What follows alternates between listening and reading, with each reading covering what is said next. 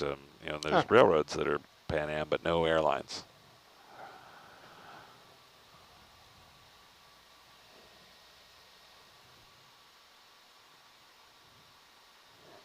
Are we making a turn, or is this just a really exciting seafloor? Going uphill. Oh, gotcha. And making a turn. And making a turn. Oh, a double whammy. All the things. All of the things. Doing an E-brake turn. You can also see some rocks in Argus Camp, too. So maybe it is also rocky.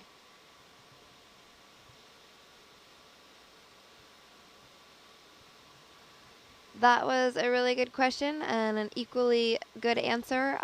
Just a reminder for all of you guys that are listening at home, we are 24 minutes out from the end of our last 8 to 12 watch on the search for the Samoan Clipper. So if you have any burning questions you want to get to Russ or Dee Dee before they leave the Nautilus, or if you have any questions for any of us for that matter, feel free to shoot them my way on nautiluslive.org.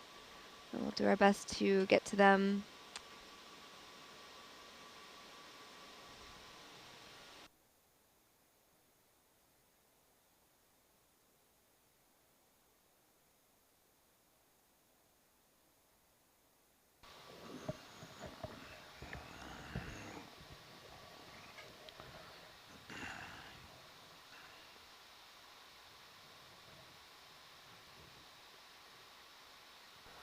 So does anybody know when Bob's back on board? Yeah. We have, well, hold on. Let me think about this. No idea. Okay.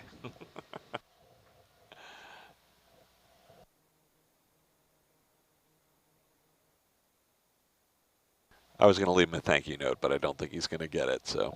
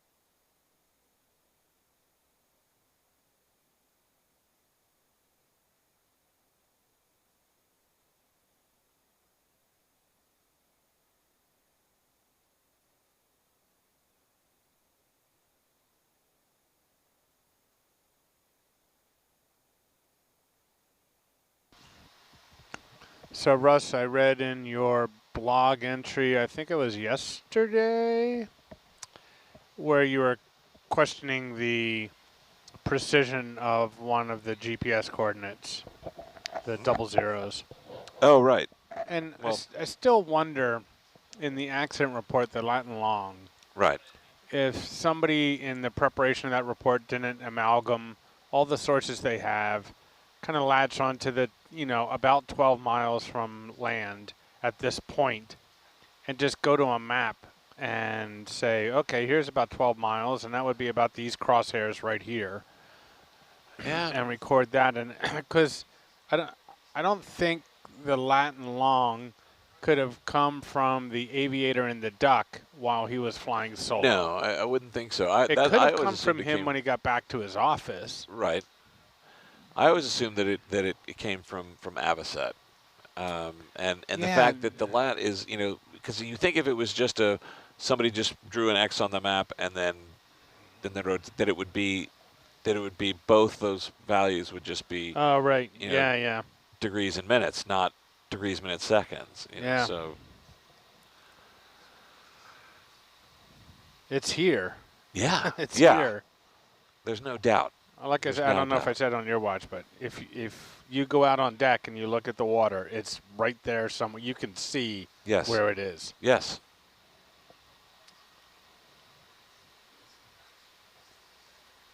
But where is it? Right. That And is the question. I mean, we played a solid game of Battleship here trying to find it. Right. Oh my gosh, I haven't thought about that game for a while. Yeah, I guess just somebody, put it in, And- diagonally or something. Right, yeah, exactly. He used to try and cheat like that. They specifically Of made course the you pegs did. so you couldn't do that. Or put one ship on top of the other. Right. Yeah. That was that was one of my I favorites. should call my brothers now that I think about it and say hi to them. That and Stratego. Stratego. Take two. You know what else I loved was 3, Othello. 2, 1. Stratego. The other thing is, this is serious business, and we can't just nilly-willy start drawing W's on the map and Right. seeing if we just, roll the dice and get something. 'Cause Sure. the odds are minuscule, and it doesn't inform any effort down the road, Right. Right. as tempting as it might be. Yes. All right, Russ, are you ready for another one? Sure. All right. What are some of the emerging best practices and policy for the preservation of oceanic ruins like the Clipper? I know we've sort of jumped into, there are various sort of methods and strategies depending on, where it's located and what sort of the intent behind, preserving such a find. And, specifically, we're in U.S. waters, so would they be subject here to, U.S. maritime law or other, international water law? Wow, I think I'm going to punt to the maritime archaeologist in the room. So if you're within 3 miles of United States or territories, all of the submerged bottomlands, including the historical resources that lie within them, are owned by those states and governed by the Abandoned Shipwreck Act. Those covers ships and airplanes, Okay. as well as other archaeological resources. Once you're outside the 3 nautical mile limit, it's kind of finders keepers, unfortunately, unless you're within a national park that has waters or national marine sanctuary or other marine protected area. But that's unfortunately the situation, that unless they're within a national marine sanctuary, you can go down and recover and remove artifacts. Sure. Yes. So part of, the location of the Samoan Clipper when found is near the current National Marine Sanctuary of American Samoa, and hopefully that they will consider extending their boundaries or creating a smaller, mini sanctuary within the larger sanctuary to encompass the remains, so that the regulations that prohibit the disturbance and removal of artifacts could apply to the Clipper. And Yeah, I know that was in our research design as well to potentially, propose it as a for the National Register, Sure. and then yeah, to suggest, that perhaps there could be some, some sort of inclusion or a smaller, adjunct kind of area for the connected to the National Marine Sanctuary. And obviously, National Marine Sanctuary implies that it's national to the U.S., but do other countries around the world have a similar sort of method for protecting marine waters? I'm sure they do. I'm not well versed in what those would be from country to country, as those would vary as far as that. So I'm sure there is, but I can't speak to what those are. Sure. The 3-mile limit, I've thought that some nations, like Spain, lay claim to their wrecks globally, regardless of where they are. Those are from military vessels, Ah. vessels of the state. Just like the U.S. Got it. Navy Yes. never gives Yeah, up yeah. ownership, no matter where the vessel may Right, reside. right. Yeah. Oh, interesting. So even if it's a U.S. ship, but it's in international waters or a different country's waters. Correct. That's why one of our criteria for not showing content is national insignia. Very interesting. So yeah, and there was an interesting instance where so it's all U.S. naval vessels, dating all the way back to 1775, and that also includes Confederate Navy vessels that then, after the the states were reunited, are considered part of. Which one was Confederate, the Monitor or the Merrimack? The Merrimack, or Merrimack. the Virginia, Ah. but yeah, so there was a Confederate commerce raider, the Alabama, that was actually sunk off of Cherbourg in France. Oh. And so, but it is still, considered. I mean, they work together in concert, but the French and the U.S. Navy to protect that site.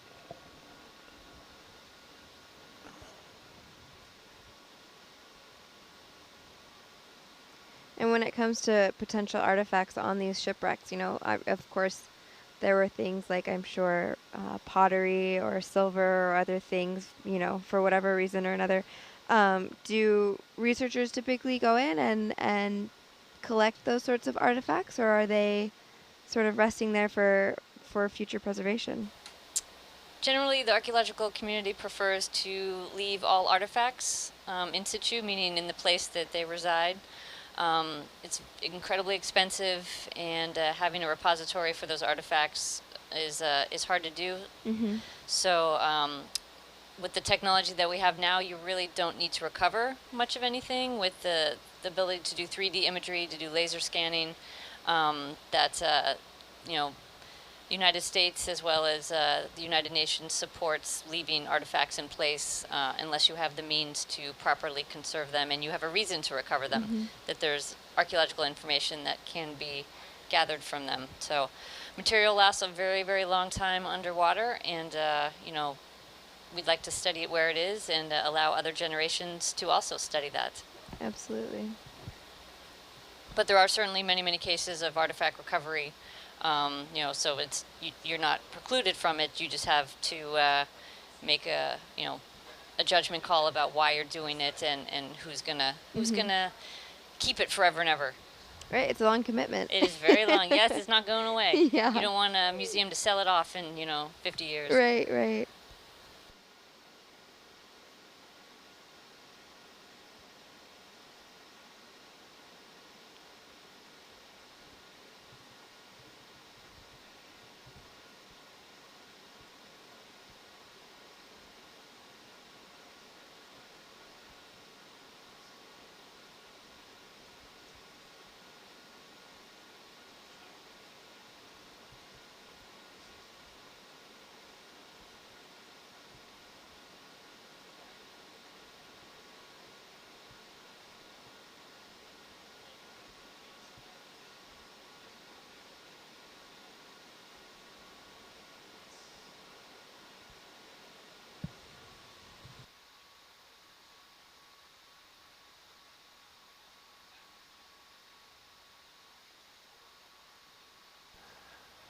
All right, I've got a question I need to ask while I still have the chance. Okay. So I'm looking, and unfortunately our viewers can't see this, but I'm looking at this, like this multi-part screen, Sure.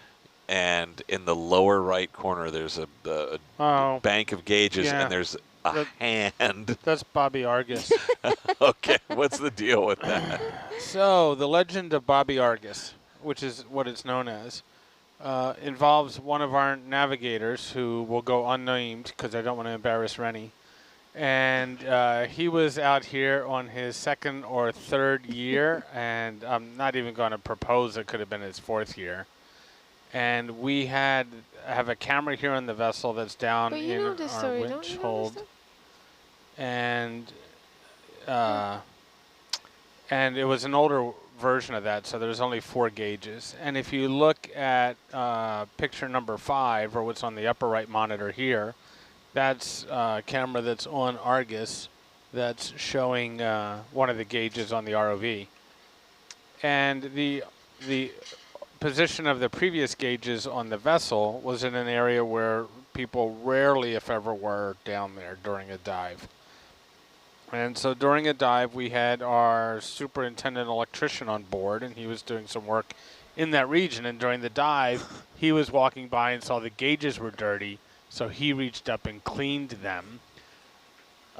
This unnamed navigator saw that happen and was shocked that somehow we had launched with somebody on board Argus.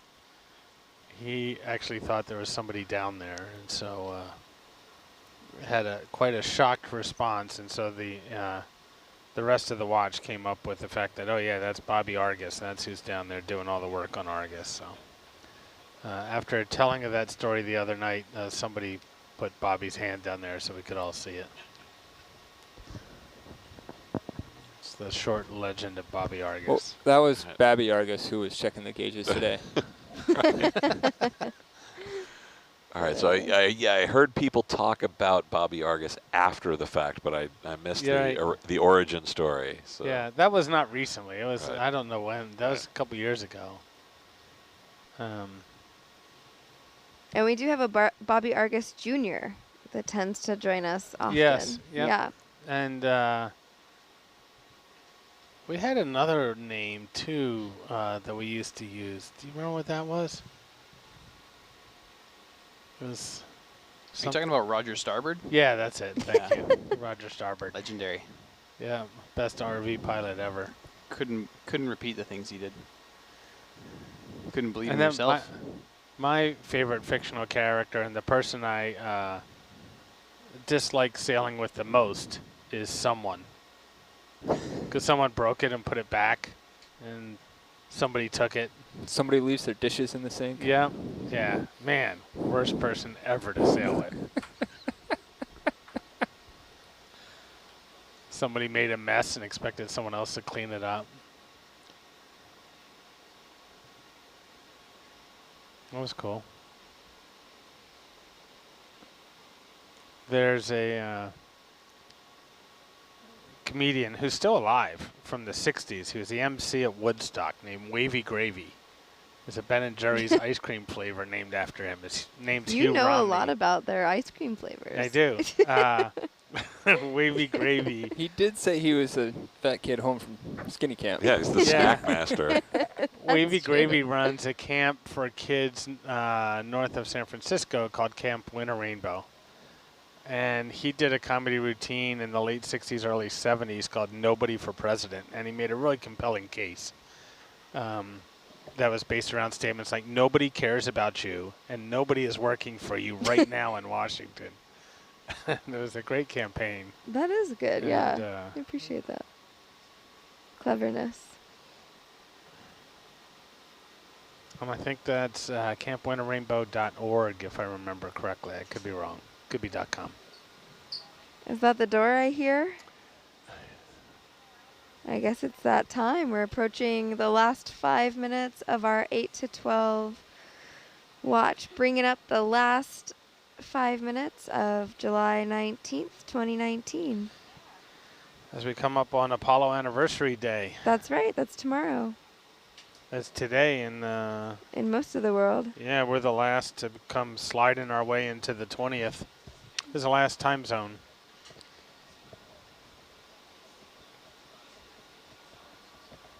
No wonder I'm so tired. Huh? I said, no wonder I've been so tired.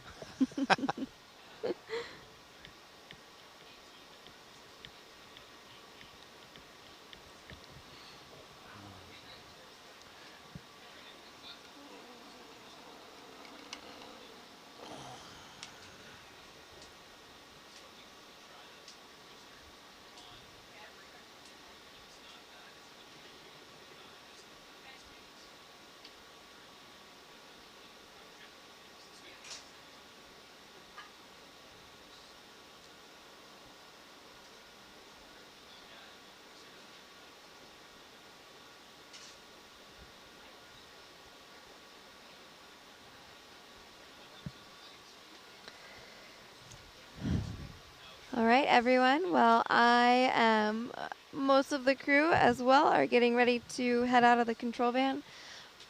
It is our last watch for the search for the Samoan Clipper, but we will be back in just a couple of days, heading over to the National Marine Sanctuary of American Samoa.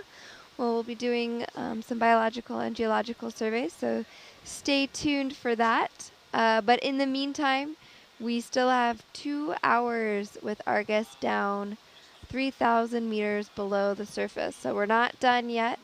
Keep watching. We've got side scan sonar up. We've got our high pack up. We've got our Argus cam. And Brian's coming into the SCF chair to narrate and facilitate the whole thing. So hopefully I'm keeping my fingers crossed that I wake up in a few hours and we have good news. But yeah, other than that, we'll talk to you soon. All right, Midnight Watch, go find that plane. All right, we'll see you guys. We'll get you a plane. Have a nice evening. Thanks for your contributions this leg. Yes, absolutely. Anytime.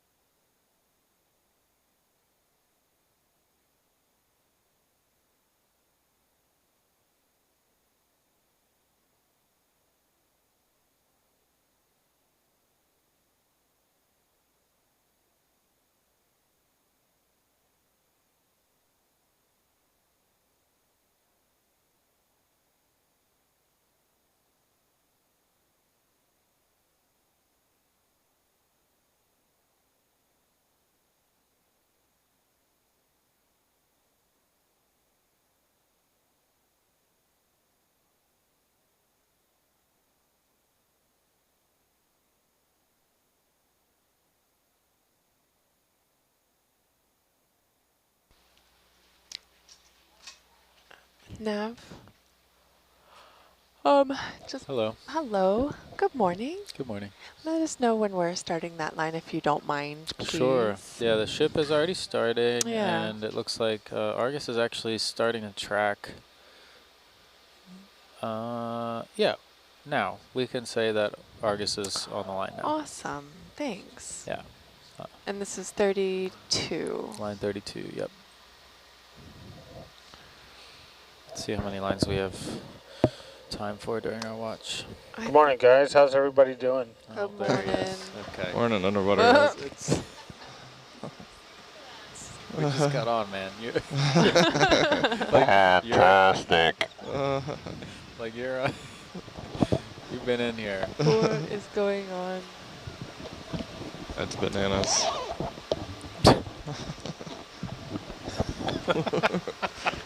Did you hear that?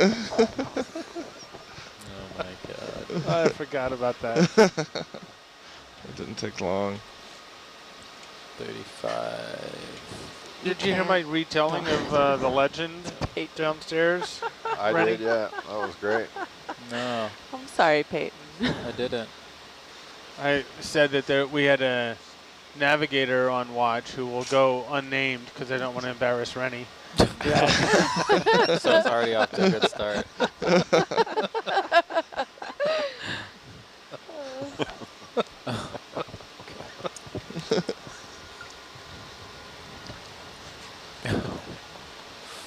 Back row checking in.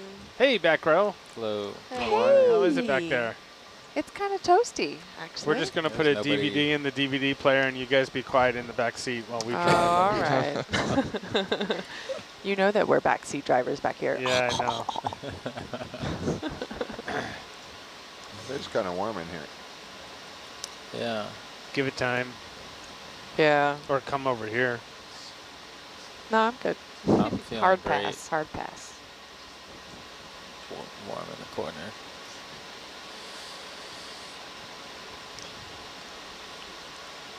So is our plan still to pull up at 2?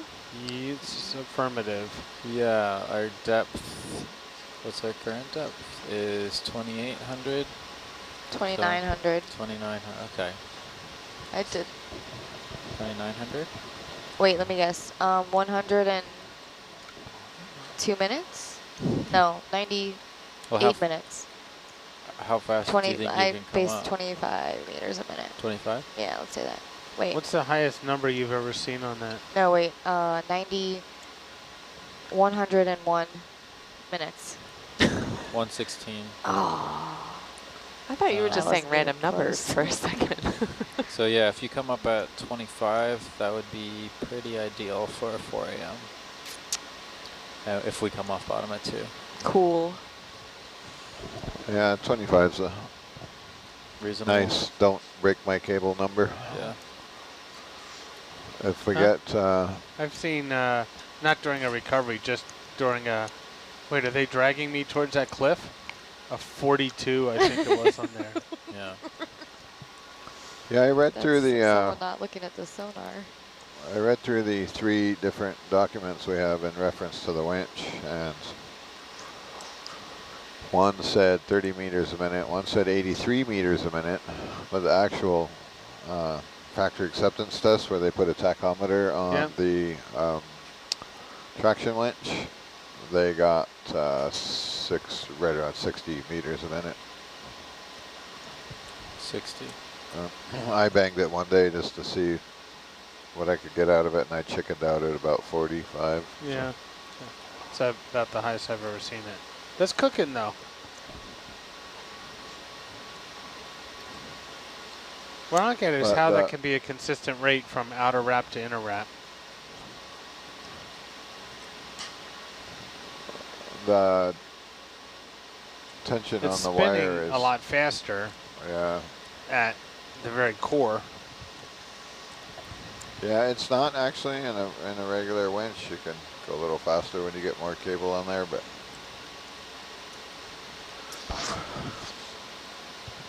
I would be concerned with this if you started coming up real fast with that much cable out. You could get some excessive loads on the wire, which would not be cool. Snap load it? Really?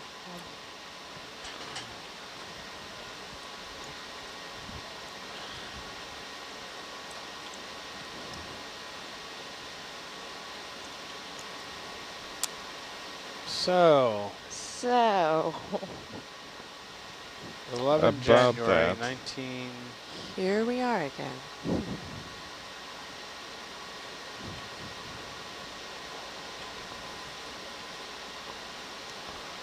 Still holding on?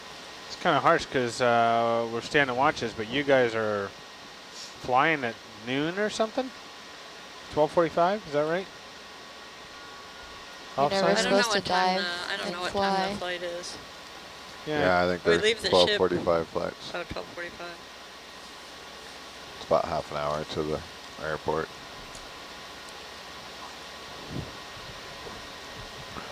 The last team left around 11 and still made their flights okay.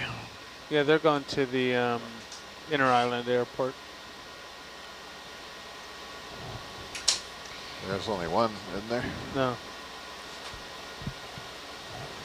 Really? Yeah. There's an international airport and there's an inter-island airport. No, on On both islands. really? Yeah. I knew there was 2 on the other island, but I didn't know there was 2 on this island. You're really not supposed to dive and then fly the next day. I know. 24 hours. It's pretty irresponsible. When we're on a dive trip with some other couples in Hawaii, we will do a dry day in the middle of it all just to give us a break. We're doing 10 days of 2 to 4 dives. Yeah, she got herself there. She knew how bad it was. And Summer's so in a sleep-deprived state. She You could didn't just see the face I feel just got from the eyes I running. had. Yeah, no, I on felt her. them and then So if you saw want a them. real dive problem to solve, Summer, here's the question.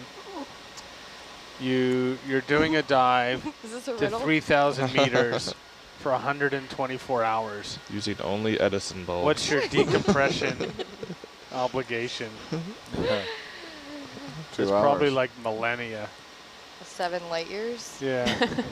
Astronomical units. Stuff like that. So it would be eternity because you wouldn't be breathing anymore. One of one of the requirements we have to solve on a future leg or just I don't know how to describe it. Exclusion zones we have to respect. I don't know if it was written in like the 17th century or something, but we have to stay 3 cables away. Define a unit of cable. A cable 720 is feet. 1 second of rotation at the equator. And Whoa. it's, it's about 720. That's what I was going to say. Yeah. You don't use cables? Wait. No. Oh yeah, that is Pretty actually. common measurement. Yeah, no, that is a common measurement. Wait, what is it? 720 feet, 20 feet. roughly. Yeah, that sounds right. Depends on how close to the equator you are. Yeah. Yeah. Where did I just see that in the conversion app or something? If you work on those, our neighbors to the north boats, that was the first time I heard that. That was the first time I heard a cable. Like, what are you talking about? Might as well say cubit. I had to whip out my handy pocket reference book and look it up. We are dropping off fast, eh? These maps are incredibly accurate. I'm just not paying attention to them enough. Operator error is what we call that. I guess. Only dropping off on one side there. They're good. Yeah. Solana, we had one while, I think it was Bit of during a dinner cliff. relief. Can't see the bottom. Your heading wasn't should be early. 260. To be what? 260. Have you ever been to Montenegro? I have not been to Montenegro. Oh, That was great that they tuned in. yeah. Have you kept tally? How many countries? There she is. I have not. I walked into this assuming you'd been to all of them, so I did not plan. This isn't about I didn't me. plan well enough ahead of time. Hey, Rennie, the sorry to interrupt. You're fine. The map we got from the EX, about how big is their grid? How Like much 10 of an area is covered? Yeah. Just a guesstimate. I'll look it up.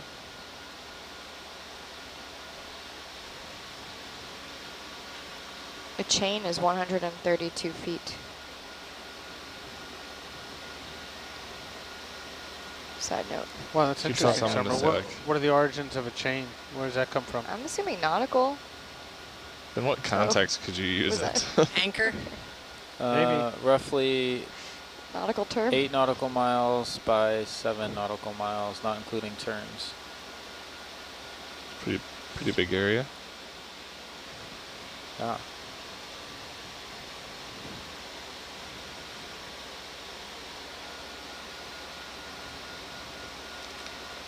So Summer can use it in a sentence.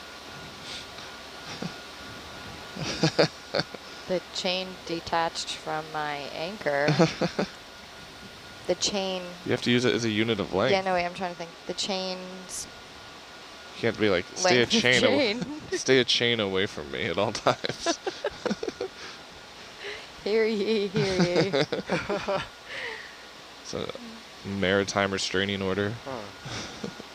All right, so one chain is 100 links or 4 rods. Well, then you just added more There's obscure even units more of measurements. It used to be used by Surveyors. surveyor's Yeah. chain in order to measure swaths of land. Yeah, they would actually have chains that they physically Yeah. measure. And it over long distances, depending on the temperature, they could be off because of the Expansion of the metal. metal. Yeah. So that would suck if you had to just haul your own chain around Yeah. to go survey a piece of land. So you just always have people. I think those old measure your land in surveyors the just summer. used to like being outside. That was found a way to get Make a living out of it? paid to do a little bit of math, walk around outside, Carry a chain. carry a chain around. Then they invented those big wheels that you push along with a handle. And a rotation of a wheel would be a certain number of feet. There's been a shark popping up in 13 if you guys No way. Oh yeah. want to watch it. White tip. Sweet. Yeah, it's been with us for about 3 days now. 2 of them. Probably those think bilge we're pumps fishing working? Only boat. 3? They pumping good? What's that, Peyton? Oh, no, I'm just adding. Dan, I think we are up to a count of 3 or 4. Oh, yeah. Yeah. When you say Peyton hopped on one and rode it around the boat a couple times last night. I keep throwing them pieces of chicken over there. I hope chicken Like- bones are okay like for Slim sharks. Pickens at the end of Dr. Strangelove. when you say popping up on 13, do they like jump? No, it's just been circling, but you can see, with the infrared, you can see it pretty clearly. Oh, that's cool. I think they're looking for bycatch. However, we're not fishing. Well, They don't know that. in a way. We are. Yeah. I'm just like, In wow, no this way. is such a long catch. It's going to be the best catch we've ever seen. Running We're challenges going to that make out premise. like bandits. By the So- time this net comes up, we're going to eat like kings. What is the definition? Is it of fish? infrared, Ed, or Yeah. no infrared? Right now it's infrared, but it switches during daylight hours. So isn't it no infrared right now? What? I don't get Filter. it. No, it's lights. There's infrared lights on it. Has a filter in the camera too. Huh? There's nothing mechanical in it. You It can might hear- have 2 imagers. You can hear it click. Huh? You can hear them click if you stand there. No, not on this camera. No? Not for $30. Yeah. A little thing in there that No, there's 2 imagers. The bananas are too dense for that. Yeah, it's the density of the bananas. It's physics. 220, 221, whatever it takes.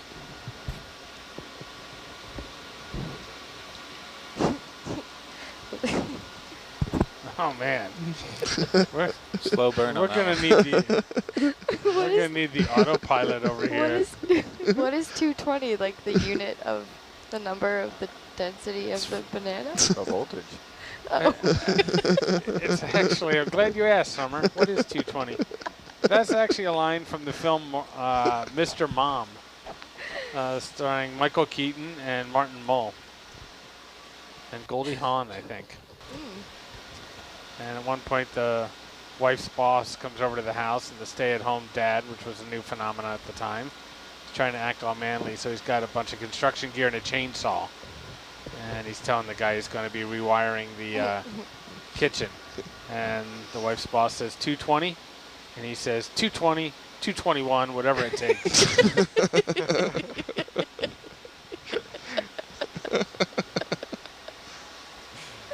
pretty good. That's funny. You gotta get those lumens right. Yeah. Well, this is like 6-day-long callbacks.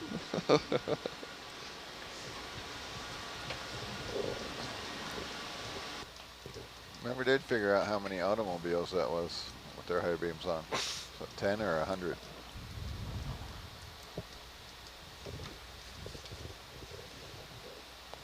The Sebastian kids brag 250, but I have to cry foul there. Lumens? The equivalent of automobiles I've got one with for you. their high beams on.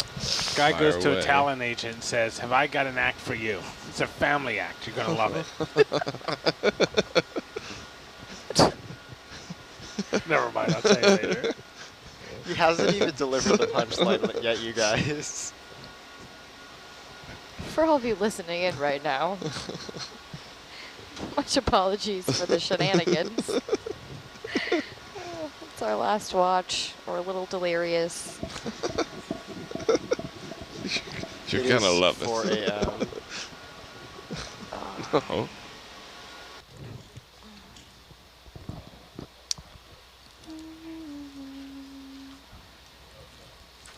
Last watch. How sad.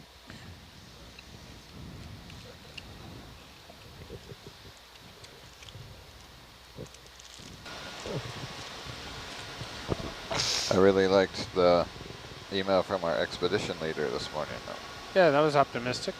Yeah. Hopeful.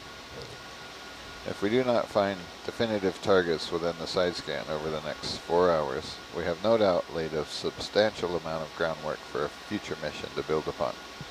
It's true. And we still have just as much of a chance to find it in the next Absolutely. 2 hours than we did at the first 2 hours. Dan, I was rereading the information from NOAA OER on their current Okeanos 2 legs. Oh, yeah. And their use of that technology is just a technology demonstration. They have not acquired those. Oh, yeah. So the Yeah. 2019 technology demonstration. What are you talking about? Yeah, yeah. The Remus and the Kraken and actually, maybe I'll read that I think thing. they called it a catfish. What is this technology you're Kraken speaking catfish? It's leading edge AUV technology. and Can you elaborate? Cutting edge technology. Can you elaborate more? Yeah. So some of the things they're doing the synthetic aperture and sonar, which has been around for a while, but it's been What is a synthetic more aperture sonar? mainline. It uses time of, I don't know how to describe this. So it's sound, obviously. It's They like basically they ping the same target multiple times as they go over it. Yeah. So super high frequency. So, Rennie, they're super also whammy testing magic out frequency. one-way travel time inverted USBL, which is transceiver on the bottom does and that transponder on the top? I think so. The aim is to develop a low-power acoustic navigation system for application with an array of AUVs. The system provides a single acoustic source that can be used for the navigation of multiple subsea vehicles with no time or frequency sharing required. So they're trying to create a way where you can put a bunch of AUVs in and they can like use a common like a grid navigation pattern source. together? Yeah, I don't know. So they all talk to each other. I would need to see what they're talking about. The hot ticket is to have a autonomous surface vehicle that's tracking an array of AUVs, so you can stick your autonomous boat in and then have half a dozen AUVs with a wide, so they're making this big wide swath along the seabed. Huh. And they're getting multi-beam data, but from 20 meters up, so flashlight on the wall analogy. if we multi-beam from the So- ship, you have the great big beam by the time it hits the seabed. But if you are from an AUV, it's a smaller. And more the point of the concentrated AS, like the ASV on the surface, is giving GPS data to them, like real time, or like so well, it's if communicating. they with all them? have to know where they are, basically. Right. So that's constantly telling them So it's like the where they are. quarterback, I guess. I would imagine Yeah, Yeah. that's Or it's is more accurate because you're not dealing with slant range from your vessel. So you're getting USBL Constantly like right over them. constantly right over the array of Oh. AUVs. That's a guess. There's Some a of fish the for other- you, Peyton. I do see that fish. Oh, there are sees you. multiple fish. he just extended These 10 fish, years worth oh of energy. shoot, I was gonna, oh come on, go all the way. They will frequently, when spooked, go straight down until they hit the bottom and then donk. Huh. Those are donk fish. He'll be blind Is that for the the next scientific decade. term? On another project, we like to add the donk when they hit the bottom. Tradition. Very nice. I think they are probably all grenadiers. Yep. Yes. Oh. Unlike the ratfish we were talking about last night with this chimera. Yeah. So rat tail fish versus ratfish. Yes. I like ratfish. I Don't see those. I don't think I've. Oh, I I'm think personally not a huge fan because Really? I think they're interesting and they're really interesting animals. the development of them is pretty amazing. Yeah, for those of you in the audience who have never seen a ratfish, they're a type of cartilaginous fish, so they're related to sharks and rays in the chimera family. And in the Pacific Northwest, we have a lot of them. They're like the most abundant fish or abundant organism by biomass, which means if we pulled everything out of Puget Sound, a lot of it would be ratfish. They have a little venomous spine, and they also, I don't know if it's venomous or if it just causes infections, and they also can't really be eaten. Their like flesh is bright blue. And they have giant eyes that reflect divers' lights back at you in a really eerie manner. It's pretty cool. Yeah. And a magnetic sensor and pressure plates.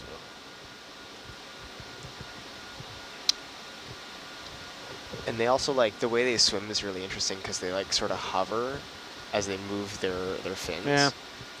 Have the 6 gills returned to the aquarium yet, or are they still gone? I don't believe we've seen them yet. It's been a couple years, unfortunately. When you say aquarium, you're talking about Seattle the Aquarium. Oh, We used to have blunt-nosed 6-gill sharks, which are very deep water sharks, just kind of casually strolling up to the pier. They'd also, there's a ledge, a couple ledges, you would see them sleeping under over in West Seattle underneath Salties. You know where that is? That sounds familiar. Yeah. If you took this West Seattle water taxi over, it's that restaurant right there. Amazing Sunday brunch. Ding. Sponsor us. Free t-shirt for that one.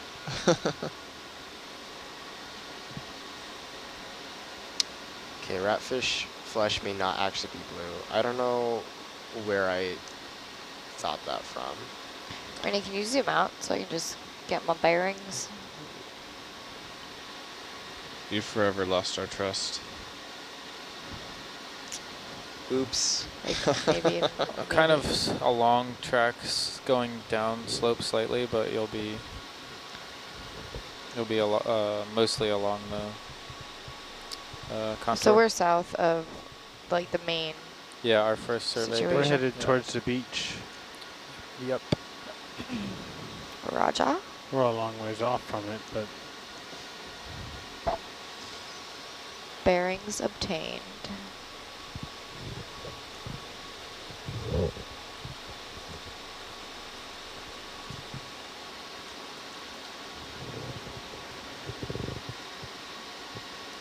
Continue to send in any questions you may have. It is just after midnight, not American Samoa time. Greetings to our Japanese viewers. I thought you were going to start speaking in Japanese. Nope. In order for that to happen, I would have to know some Japanese. You ever seen that Saturday Night Live skit where Chris Farley's on a Japanese game show but doesn't speak any Japanese? I do not remember it, but it does sound somewhat familiar. If it was Chris Farley, I'm sure it was politically incorrect. No, that's pretty good. Though I think Phil Hartman was the host. That might have been a little incorrect. I feel like that was always his MO, to play a host. He had the voice for it. He was on The Simpsons all the time too. Troy McClure or something. Yep. You may know me from such films as... Hi, I'm Troy McClure. Why are there bananas in my ROV? And? 6 chains under the sea. Yep. So, 122 hours, I think. What's 4 days? 96, 120? Is that right? 96 plus 24, 1... So a respectable run.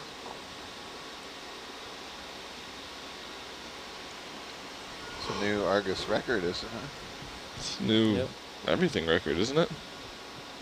It's a new Argus record, yeah. 20. I don't Yeah, think this we could is call easy. this a dive record with So it's that number plus 120. So we're this one or this one? The 02. Okay. That's hours, minutes, seconds, frames. Okay, so we'll be 124 hours in by the time The time we're done. above that is UTC time. Okay. So what do we got? 2 hours left or 90 minutes left? So it'll be 124. 24 and a half hours. Top that. Never be broken. Well, Never say considering never. the last time it was just an Argus only dive was what, 2010? No, we do Argus nope, only April dives every or May. Oh. I think it was the Every side once in a while. scan portion Mike was talking about.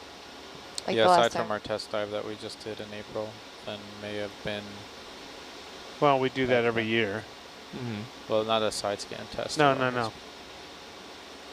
But Do you actually spin the cable out with Argus only? yeah, as part of shakedown. Oh, yeah. How far did... First dive we do. And you run it out the full 3,000 meters? Pretty far, yeah. Yeah, it's off of Channel Islands, the closest bit that's of seafloor, that's 3,000 meters. It's actually pretty far off, so. Try to go to 3,500. It drops off a bit right away, so. How long do you do the dive for? 4 to 8 hours, somewhere in there. Yeah, it depends on if we How have long anything it to takes test to, it. yeah. Yeah. You come up, put Herc on, and run it back down again? Usually no. I think they're usually pretty satisfied with. Well, we usually do run out there at the end of the season too. Or our last deep dive, we do it. Yeah. They wash the cable down and lube it Yeah. or something. Yeah. Put it away for the winter.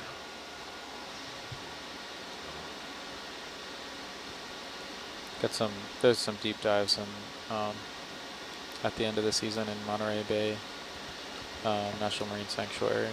Yeah, that's going to be fun. That should be nice weather. October in Monterey. So bring in my floater jacket. That region has not been kind to me. Yeah, Cordell Bank before that too. I won't be on board for that. Does Nautilus ever collaborate with the Monterey Bay Aquarium Research Institute? No. Institute or It institution? depends on what you mean Oh, by no. institute. It depends on what you mean by collaborate. There's been times, I think, when we've shared data, but no, there hasn't been any. We work with the National Marine Sanctuary, which Mbari also works with, I believe, but Bought those guys drinks at Hoover's before. When we were doing the USS Macon project, we had team members from the institute. yeah. Institution? No, it's Institute. Institute? Yeah. Okay. Just making sure. It's Hui that's an institution. Right, Summer? Yep. Never make that mistake again. It says on the back of the shirts. Word police. They're the ones that are. Why is that again? Because they've been around since the dawn of time? Or? I don't think we established the difference. It wasn't clear to me.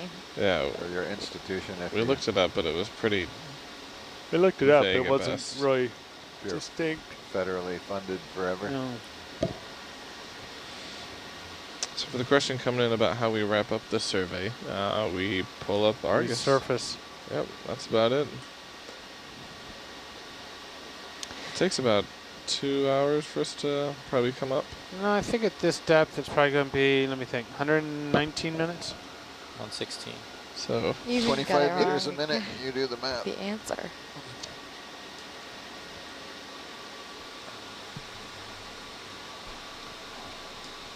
So normally, if we have Hercules on, we're limited by how fast Hercules can come up. But now we know with one less variable, it's a bit easier to know how We're fast gonna we can come up. go to wake up Mark for recovery and realize that he took the workboat to port 3 days ago.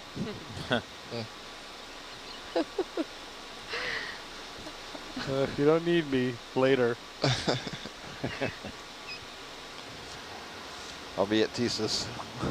Come pick me up when you're ready. Apparently, Greg had his name on the one of the rings at TSIS. If I had known that, I would have looked for it. But he was on the Seward something. The life ring? Yeah, Seward. Diffendale? Yeah. Sure it wasn't on the EX? Nope. He said it was the Seward for Johnson or the Seward Huh. something. I forget what the ship name was, but.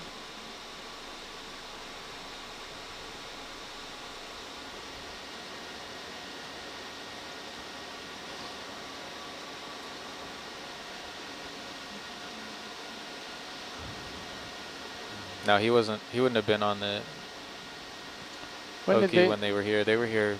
Capstone was like 2017 or something. No, the Indonesian mission. I think they stopped here. I don't know when that was.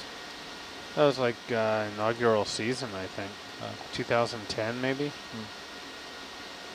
Greg was in middle school. No, that's not. You would have been finished college. No offense, Peyton, but when we talked about the events of 11 September, you were like, when was that? 2001?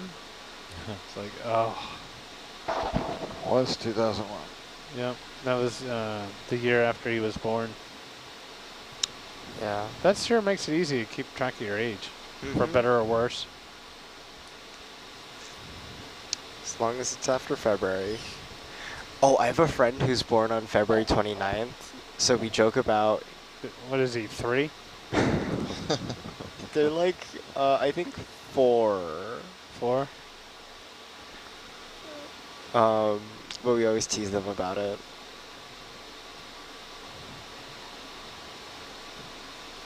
Are we going to finish this line before the 2 hours? Oh, we're is going to up? finish. Yes. I don't know if we're going to yeah. These lines are like 2 hours, I think. We have 1 hour, 30 minutes left on the line. Perfect timing.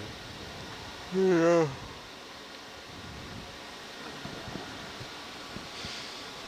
Come on. End of line, end of dive, end of cruise. Well, that's the all ship in one day to entry. going towards the end.